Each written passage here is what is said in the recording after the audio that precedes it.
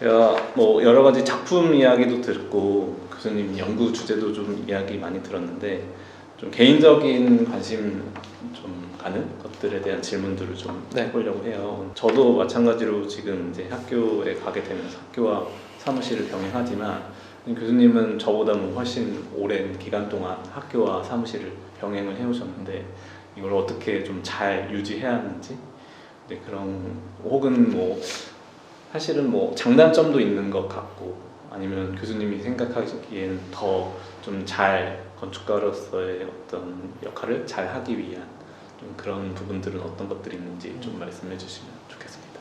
어떻게 보면은 그 투잡을 띄고 있는 건데, 네. 또 건축가들 중에 다양한 분들이 있는 것 같아요. 정말 투잡인 분들이 있고, 교수는 그냥 교수고, 설계일은 설계일이고, 완전히 별개로 하시는 분들이 있는데, 뭐 대부분 사실 그렇게 많이 하시죠. 근데 저는 그거보다는 이거를 어떻게든 최대한 어떻게든 그 공통적인 뭔가 부분이 생기게 하려고 노력을 많이 해요. 이게 교집합이 뭔가가 있어야 된다고 생각을 하기 때문에 특히 또 제가 좋아하는, 제가 추구하는 방식의 설계가 일단 연구를 먼저 하고 그거를 이제 건축적으로 활용하는 거기 때문에 학교라는 어떤 환경을 바탕으로 해서 뭐 학생들, 뭐 저희 대학원생이라든지 뭐 저희 뭐 학생들하고 또 이런 어떤 선행 연구죠, 뭐 작은 리서치라도 그런 것들을 먼저 해서 아이디어를 얻고 또 그것들을 또 제가 가지고 있는 뭐 실무 플랫폼에서 또 그걸 현실화할 수 있는 이런 것들을 계속 추구를 하고 있는데, 근데 이걸 합치려고 하다 보면은 사실 충돌되는 것도 되게 많거든요. 뭐 이게 사무실도 마치 학교처럼 어떻게 보면 이윤 추구를 안 하는 집단처럼 이렇게 돌아가기도 해요. 그러다 보니까 뭐 운영이나 이런 것들에 대해서 좀 위기가 올 때도 있고. 네.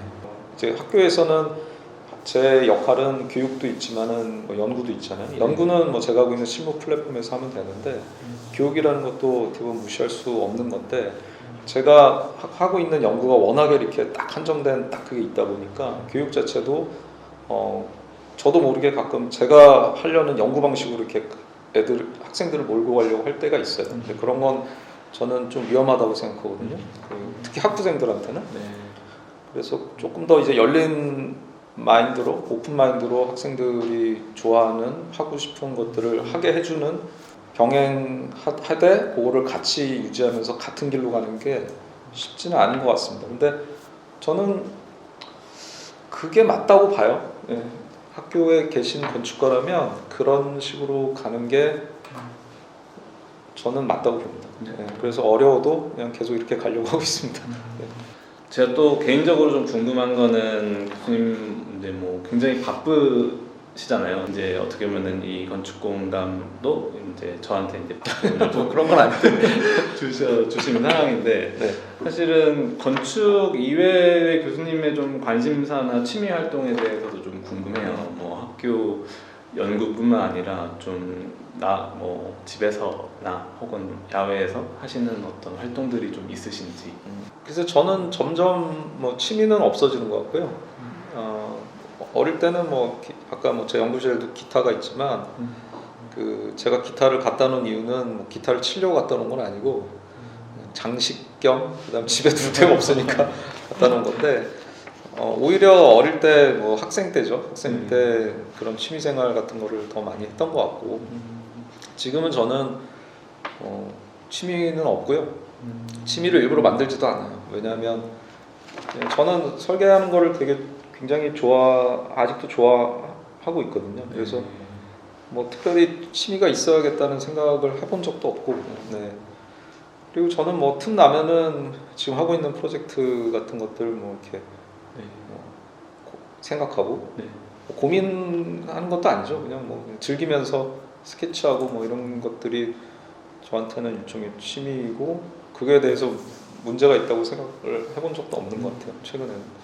그리고 시간이 있으면, 가급적이면 이제 저도 이제 애들이 있으니까 애들하고 조금 더 이제 시간을 보내려고 노력을 하는 것 같고, 사실은 뭐 저같이 취미도 없고 뭐 그런 게 없는 사람한테는 아이가 이렇게 같이 아이가 성장하는 걸 보는 게 저한테는 굉장히 큰 의미가 있는 것 같아요. 그 친구를 걔네들 키우는 게 뭐 그것도 일종의 취미 같기도 하고 재밌기도 하고 물론 속색이기도 하지만 그런 보람도 있는 것 같습니다.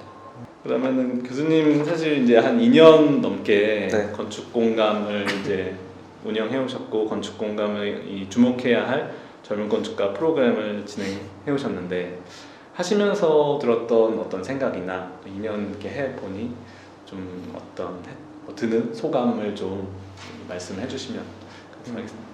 저는 처음에 이제 건축 공감에서 이 전문 건축가 인터뷰 제안을 받고 처음에는 조금 망설인 것도 없지 않아 있었어요. 왜냐하면 제가 뭐 누군가를 이렇게 인터뷰할 수 있는 그런 마음의 그런 그릇인지를 떠나서 일단 그 정도의 레벨이 되는 사람을 떠나서 일단 내가 그 정도로 시간을 낼 수가 있을까?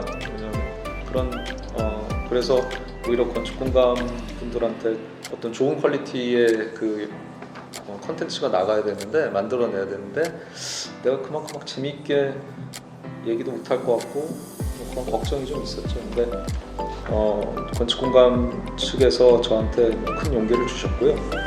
그리고 저는 또 그 지금까지 제가 12분, 12분 정도를 2년 동안 인터뷰를 했는데 그게 저한테는 굉장히 좋은 뭐 소품 같은 거였던 것 같아요. 그분들 사무실 가서 제가 아는 분들도 있고 또 제가 이번에 이거 하면서 섭외한 분들도 있지만 그분들 생각도 듣고 그분들이 작업하시는 환경도 보고 그러면서 저한테 동기부여가 되기도 하고 또 배울 점도 많이 있었던 것 같습니다. 그래서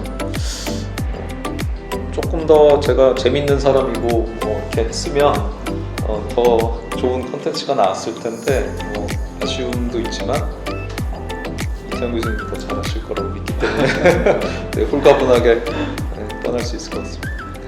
그동안 너무 감사드립니다.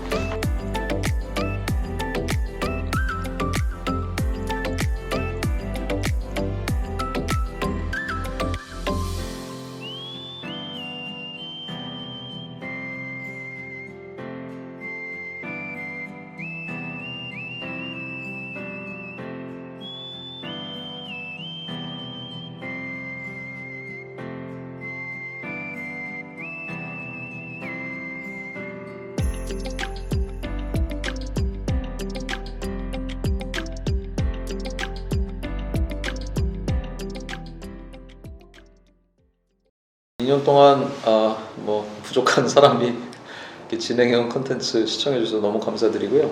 또 앞으로 더 좋은 또 좋은 분들 모시고 또 이태영 교수님이 진행을 하실 거라 더 많은 기대를 해주셨으면 좋겠습니다. 그리고 저는